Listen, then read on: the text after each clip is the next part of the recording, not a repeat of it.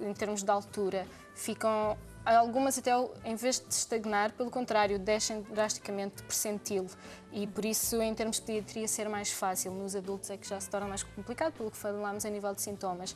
Mas a nível de diagnóstico, o diagnóstico normalmente é feito ou pelos sintomas, normalmente começa pelos sintomas, que os médicos associam, e depois estamos a falar de análises sanguíneas.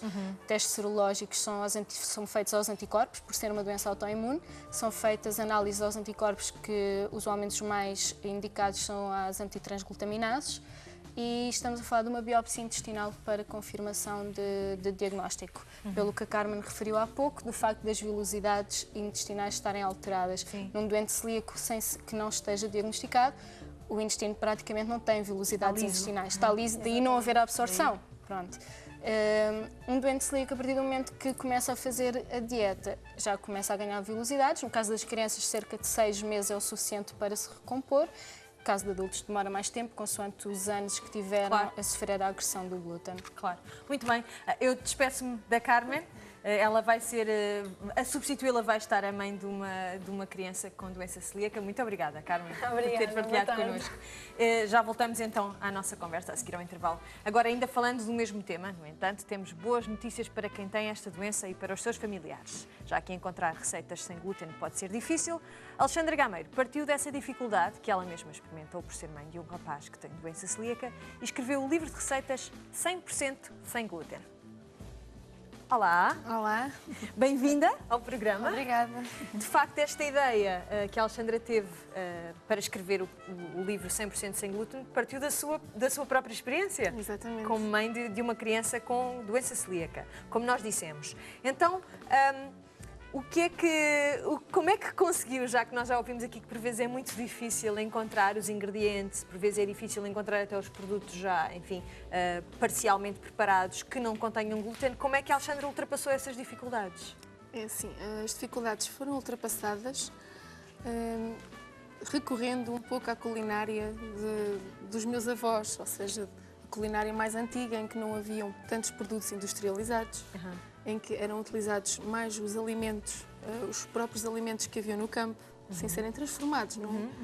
E através daí foi mais fácil ultrapassar, ou seja, em vez de utilizar uma massa de pimentão ou uma polpa de tomate, utilizar mesmo em si o pimento e o tomate. Fazer as coisas desde natural. A preparação da sua origem, não é? Exatamente.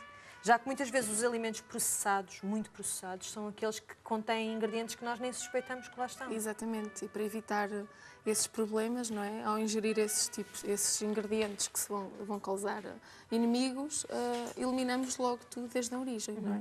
O seu filho é o único na família que tem doença celíaca? É. E também no jardim de infância que ele frequenta? Exatamente, felizmente, não é? Sim, felizmente por um lado. Por outro lado, isso às vezes pode trazer grandes dificuldades. Por um lado, é um bocadinho mais difícil no início, mas depois tudo se ultrapassa, não é? As receitas que tem aqui no livro passam desde as entradas até às sopas, às sobremesas, ao próprio licor, aos licores, não é? É porque eu gosto muito de cozinhar, não é? Eu tenho um gosto imenso pela cozinha. Se eu pudesse, estava lá 24 horas. E adoro comer, acho que é um dos maiores prazeres uma coisa da à vida. outra. Exatamente, juntei o útil ao agradável. E este livro acho que foi o fruto de algo que não existia e que agora passou a existir. O 100% sem glúten é mesmo um livro em que não há nenhum glúten, é 100% sem glúten. E os ingredientes também são portugueses, são encontrados em Portugal, à venda em Portugal. Não vamos encontrar nenhuma receita em que não encontramos este ou aquele ingrediente, pelo contrário, existem todos à venda no nosso país. E muitos deles até no nosso quintal. E que cuidados então é que a Alexandra aponta para as pessoas terem, para evitarem a tal questão da contaminação? Porque a Rita já mencionou que não é uma alergia, é uma intolerância, mas tem que se ter um controle rigoroso sobre aquilo que se utiliza para cozinhar os alimentos. Exatamente. É assim, para ter total segurança na culinária sem glúten, deve-se ter na cozinha alimentos só sem glúten. Os que têm glúten podem contaminar os que não têm glúten. Estamos a falar, por exemplo, de farinhas. Ao ter um pacote de farinha de trigo no mesmo armário dos alimentos sem glúten, se estiverem as embalagens abertas, podem contaminar com muita facilidade. E os alimentos sem glúten ficam com glúten e já não estão preparados para serem ingeridos. Isto falamos, por exemplo, das manteigas para barrar, os queijos. Se não for tudo utilizado com um certo cuidado, fica tudo contaminado com glúten. Nós, ao barrarmos um pão com manteiga, se barrarmos com uma faca, não é? Na manteiga e barrarmos o pão, a faca vai proporcionar a contaminação do pão à manteiga, ou seja, a manteiga, para posterior uso, está contaminada. Portanto, nem sequer podemos, numa mesma casa, não é? Numa mesma família, temos que ter muito cuidado com Exato, isso. é assim, ou todos comem do mesmo, tudo igual, sem glúten, ou então vamos ter o cuidado em que cada um tem as suas manteigas, as suas compotas, os seus queijos, tudo separado. Porque senão é muito fácil haver a tal contaminação.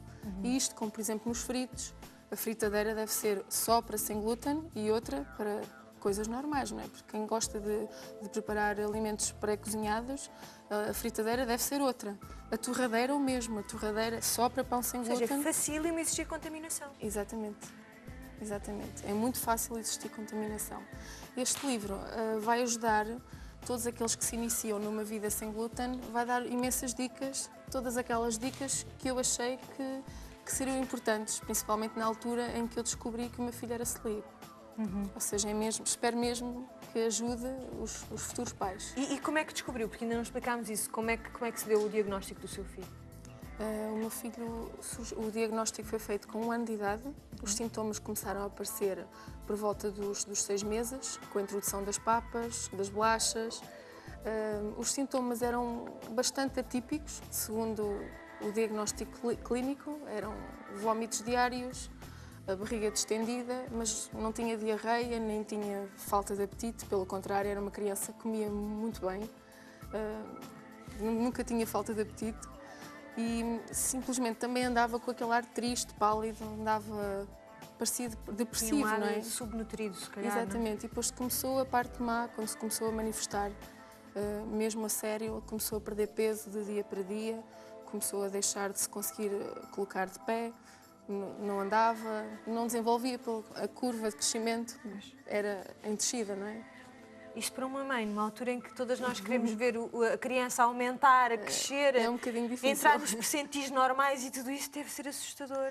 É um bocadinho, mas graças a Deus nós temos que erguer a cabeça e pensar positivo, porque um dia vem atrás do outro e temos que pensar positivo. E isto foi uma forma de demonstrar a positividade perante esta doença. E outra das atitudes positivas que a Alexandra teve foi em oferecer 50% das receitas de venda do livro à Associação Portuguesa de Celíacos. Sim, espero também poder ajudá-los, porque eles também me ajudaram quando precisei. Quando preciso, e estou sempre a ligar, e tenho uma dúvida sobre isto, tenho outra sobre isto, e eles estão sempre aptos a ajudar-me. E pensei, seria uma altura ideal para os ajudar também. Afinal de contas, se a doença celíaca é pouco conhecida, é por falta das pessoas tomarem iniciativa para que ela se torne realmente conhecida. E tenho a certeza que com este livro, a palavra glúten e doença celíaca deixam de ser aquelas palavras monstruosas que as pessoas se assustam, o que é isto? E assim já começa a ser mais comum. Claro, claro. Bom, então, Alexandra, parabéns para já. Muito obrigada. Eu também queria agradecer que o livro não seria possível sem a ajuda da Glutamine. Foram eles que patrocinaram a edição do livro, exatamente. Muito bem. Então está aqui também a nossa sugestão, caso na sua família alguém que conhece tenha intolerância ao glúten, 100% sem glúten, receitas para uma alimentação saudável, é o livro de Alexandra Gameiro.